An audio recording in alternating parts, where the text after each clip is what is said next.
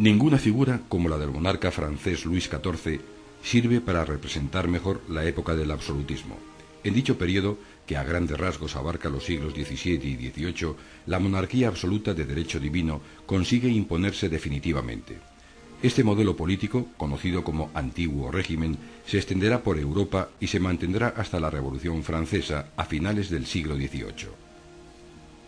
El rey absoluto centraliza en su persona todo el poder, reinando sobre sus súbditos y su territorio.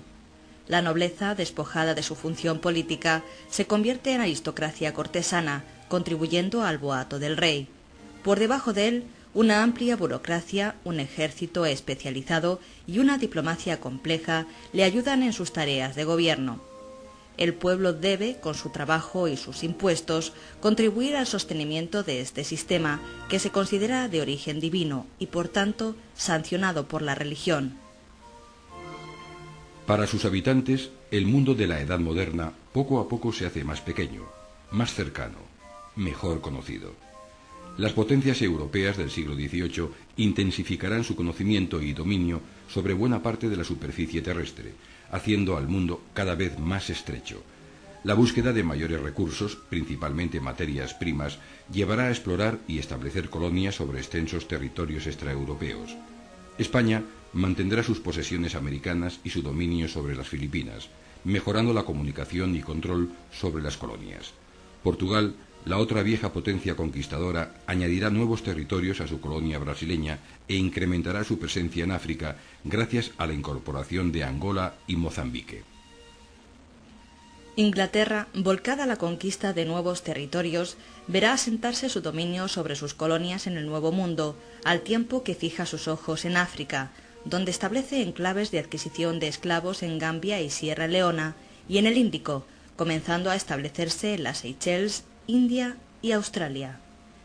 Francia, por otro lado, mantiene la Luisiana y parte del actual Canadá, mientras que se expande por el Índico a través de sus puestos comerciales en el sur de Madagascar y el litoral de la India.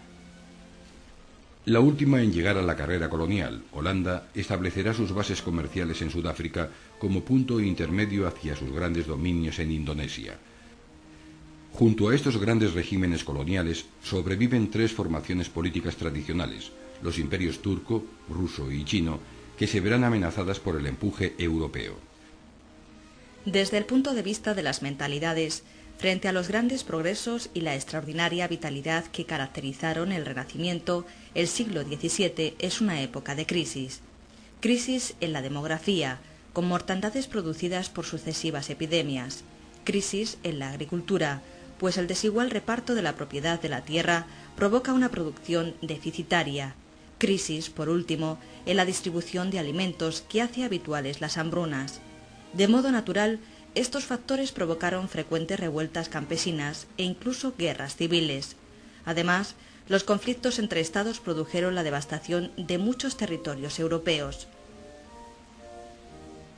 También la recesión alcanzó al ámbito de lo social.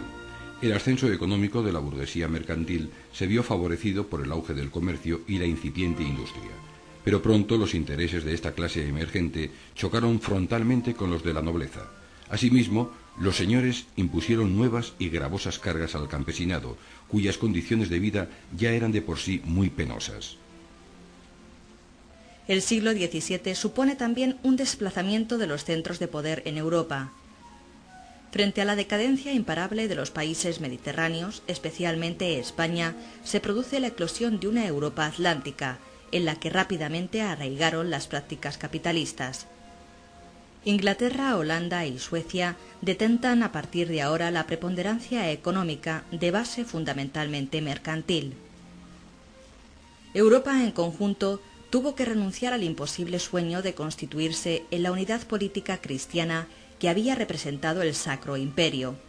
El continente se fragmenta en multitud de estados modernos, independientes y centralizados, dirigidos por monarquías absolutas. Las relaciones internacionales están regidas por el enfrentamiento, cuando no la guerra, debido a rivalidades imperialistas.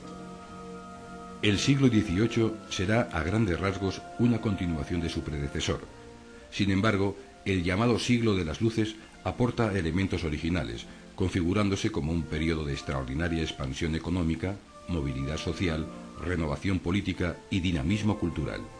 El crecimiento demográfico, la ampliación de las tierras cultivadas, la multiplicación de las manufacturas y el incremento del comercio sientan las bases de la posterior revolución industrial que se producirá en la centuria siguiente. Al frente de este proceso, la burguesía, su principal impulsora y la gran beneficiada, se configura como rival de las clases privilegiadas, abriendo un conflicto social y político que no tardará en estallar. La respuesta de las monarquías absolutas fue adoptar la modalidad política llamada despotismo ilustrado. Todo soberano que se precie debe preocuparse por el bienestar de su pueblo. El rey, cual padre protector, debe interpretar las necesidades de la nación, sus hijos, y proveer las soluciones. Vastos programas de obras públicas, vacunaciones masivas, creación de fábricas, censos, son la plasmación en la práctica del programa político ilustrado. La Ilustración, el gran movimiento ideológico del siglo XVIII, propugna el reformismo a través de la educación y el conocimiento científico aplicados al bienestar general. Humanismo, racionalismo y un entendimiento laico de la cultura impregnan las mentalidades más avanzadas de la época.